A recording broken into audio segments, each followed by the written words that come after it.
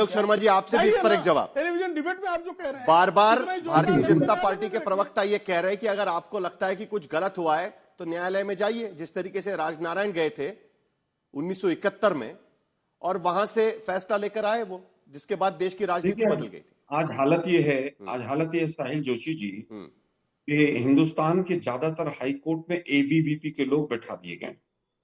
एक जज के यहाँ दिल्ली के अंदर कमरा भर के नोट मिले थे। क्या हुआ उसके ऊपर? जिस देश के अंदर चीफ जस्टिस ऑफ इंडिया को सरेआम वीएचपी का कार्यकर्ता, विश्व हिंदू परिषद का अशोक सिंघल का करीबी सरेआम कोर्ट के अंदर जूता मार रहा हो, किस तरह का न्याय हो रहा होगा पूरा देश देख रहा है। किस तरह की न्याय प्रक्रिया चल रही होंगी। आज भी तमाम टिप्पणियां आ रही हैं कि बुलडोजर से ही सारा न्याय हो रहा है, न्यायालय बंद कर देनी चाहिए।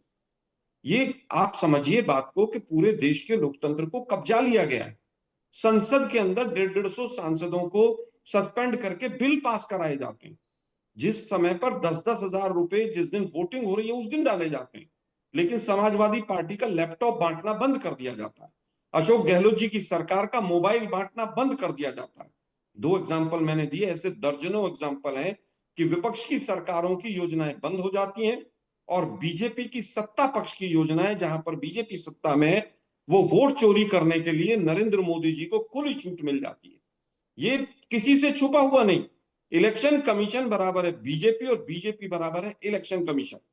और हम नहीं कह रहे, ओपी रावत जी जो इससे पूर्व चीफ इलेक्शन कमिश्नर थे, आप ही के टीवी चैनल पर क्या क्या बता के गए हैं वो। अशोक लवासा ने एक छोटा सा आवाज निकाली थी, ईडी सीबीआई उनके पीछे लगा दी थी। आप लोग भी सतर्क हो जाइए। एनडीटीवी कैसे बिका था पूरा देश तो आपको जानता। क्या चाहिए? आप कहते हैं कि आप अदालत पर आपका भरोसा नहीं है, आप कहते हैं कि चुनाव आयोग निष्पक्ष नहीं है, सारी चीजें गलत तरीके से हो रही है। मैंने ये नहीं कहा। तो आखिरकार क्या करें, क्या होना चाहिए? एक विपक्षी पार्टी के रूप में आपको क्या करना चाहिए? एक मिनट साहिल जी, हमें अदालत पर भरोसा है, लेकिन अदालत में जिस तरह के लोग जा रहे हैं, आज राहुल गांधी के खिलाफ किस तरह का जजमेंट आया था और सुप्रीम कोर्ट ने फटकार लगाई थी। जब राहुल गांधी जैसे कद के व्यक्ति को न्याय मिलने में इतनी दिक्कत हो सकती है कि उनकी अपना सदस्यता गंवानी पड़े, तो सोचिए न्यायालय में न्याय मिलना कितना कठिन हो गया होगा। दूसरी चीज मैं कहना चाहता हूं कि आपने कहा कि साहब इलेक्टोरल बॉन्ड भी याद होगा। इलेक्टोरल बॉन्ड वो तो सुप्रीम कोर्ट ने रद्द किया था ना, इलेक्टोरल बॉन्ड। आपको आप इसके तो मार्क्स देंगे ना अदालत को। आप सुनिए साहिल जी इलेक्टोरल बॉन्ड्स को रद्द किया था ना सुप्रीम कोर्ट ने। साहिल जी, जब हम कह रहे थे कि इलेक्टोरल बॉन्ड गलत है तो हिंदुस्तान का सारा मीडिया हमें गालियां दे रहा। अब मुंह मत खुलवाइए मेरा। नहीं, क्या आज तक क्या बोले हेडलाइन थी मेरे पास है, वो मेरे पास वो आज तक की हेडलाइन है। अरे भाई मुझे बताइए, मैंने वही पूछा ना कि इलेक्टोरल बॉन्ड्स को सुप्रीम कोर्ट ने रद्द किया ना, खारिज कर दिया ना इलेक्टोरल बॉन्ड्स को।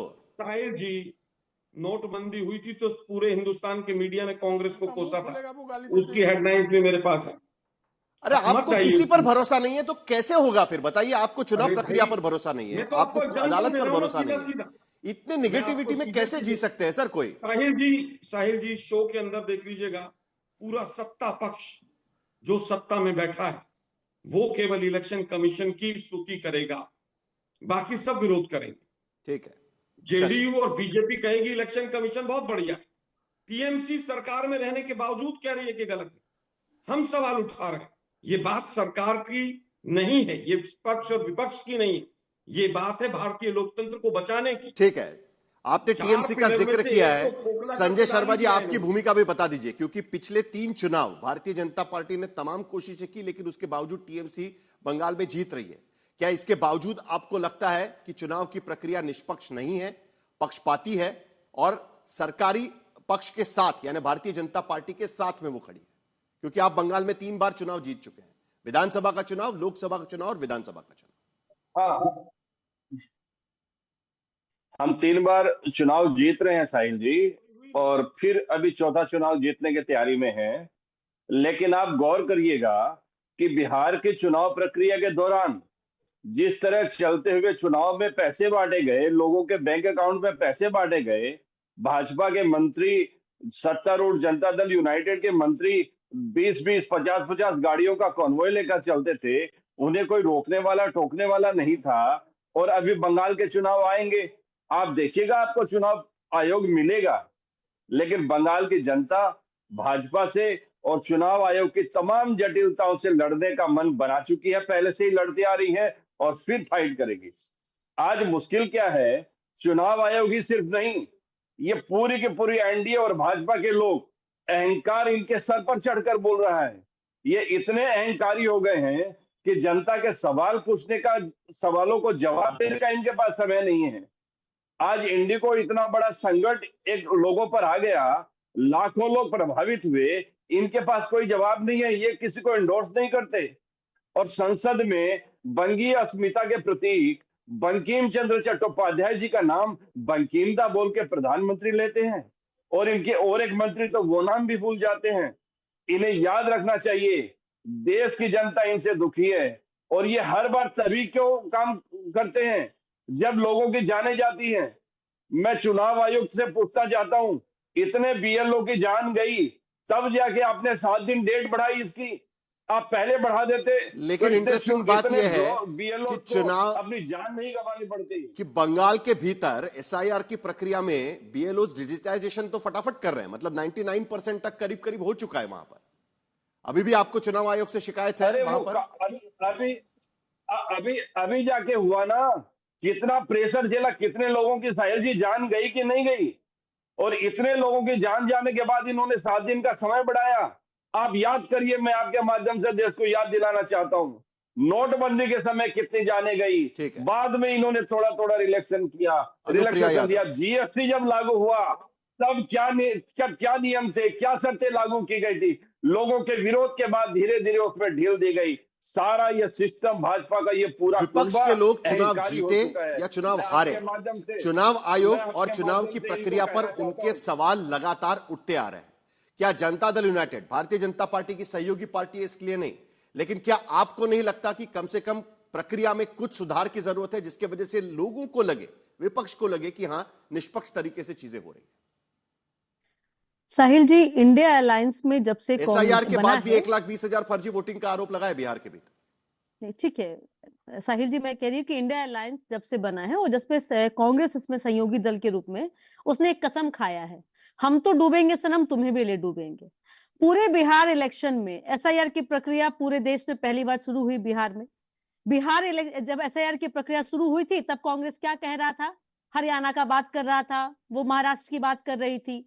इलेक्शन के पहले, वोटिंग के पहले 1 महीने पहले आपको वोटर लिस्ट जारी कर दी गई। आज आपको याद आ रहा है कि भाई इसमें फर्जी वोटर इतने सारे थे, इतने सारे डुप्लीकेट नाम थे। तब आप क्या कर रहे थे?